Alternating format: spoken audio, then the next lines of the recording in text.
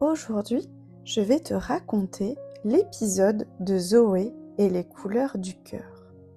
Ce matin-là, un parfum de gouache flotte dans la classe.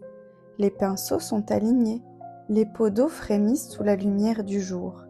Les enfants s'installent, les yeux pétillants d'envie de peindre.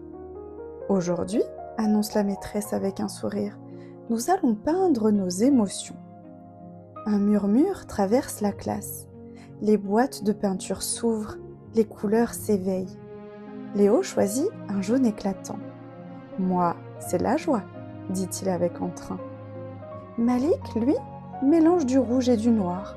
« Moi, c'est quand je suis en colère. » Zoé hésite un instant, puis elle ajoute un peu de bleu, une touche d'orange, un soupçon de rose. « Moi, c'est quand je me sens bien, tout à la fois, » explique-t-elle doucement. À côté d'elle, Eva reste silencieuse. Elle tient son pinceau entre ses doigts, regarde longtemps sa feuille blanche et finit par choisir un gris pâle. Quelques traits discrets apparaissent sur la feuille. Son regard reste baissé. Zoé s'interrompt, observe sans rien dire. Elle sent qu'Eva est douce, mais timide, comme si elle n'osait pas vraiment montrer ce qu'elle ressent. Quand la maîtresse passe entre les tables, elle s'arrête un instant. « C'est un travail très intéressant, Eva. Le gris aussi peut exprimer des émotions. » Eva baisse la tête. « Oui, mais je ne suis pas sûre d'avoir réussi, » murmure-t-elle.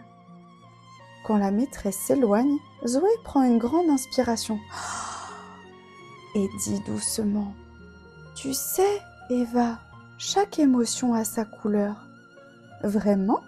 demande Eva étonnée. « Oui. La joie, c'est souvent jaune. Le calme, c'est bleu. La tendresse, c'est rose. Et quand on les mélange, regarde, on découvre d'autres émotions encore plus jolies. » Eva la regarde intriguée. « Et le gris alors ?»« Le gris, c'est peut-être quand le cœur se repose, mais parfois il cache d'autres couleurs derrière lui. » Eva réfléchit. Puis elle trempe son pinceau dans un peu de bleu. « Peut-être un peu de calme alors ?» Zoé sourit. « Oui, c'est parfait. Et là, si tu veux, tu pourrais ajouter juste une touche de jaune pour la chaleur du soleil. » Eva hoche la tête concentrée. Elle ajoute une petite trace lumineuse, puis un peu de rose, puis du vert. Ses gestes deviennent plus assurés. Quand la cloche de fin de séance retentit, les deux filles se regardent et sourient. Sur la feuille d'Eva, le gris s'est transformé en un doux nuage de couleurs. « Oh merci, Zoé, dit-elle. »« Tu n'as pas besoin de me remercier, répond Zoé. C'est toi qui as trouvé tes couleurs. » Eva hoche la tête, le regard apaisé. « Peut-être qu'elles étaient là depuis toujours, Zoé, tu sais, mais il fallait juste que j'y croie un peu. » Alors la morale de ce conte, c'est que les émotions n'ont pas toujours besoin d'être bruyantes ou éclatantes. Parfois, il suffit d'un peu de confiance pour qu'elles retrouvent leur couleur. J'aimerais savoir, et toi, si ton cœur avait une couleur aujourd'hui, laquelle serait-ce ? Pourquoi certaines émotions sont-elles plus faciles à montrer que d'autres ? Est-ce que tu as déjà eu peur de ne pas oser montrer ce que tu ressentais ?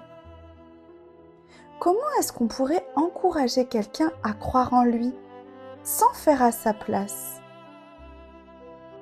Et voilà, je te remercie d'avoir écouté Zoé et les couleurs du cœur. C'était un conte de la série Les petits contes bienveillants, une histoire que j'ai imaginée pour toi et que je te raconte avec douceur, pour aider les enfants comme toi à grandir dans la bienveillance. Si tu as aimé cette histoire, mets un petit pouce bleu et abonne-toi à ma chaîne. Au revoir!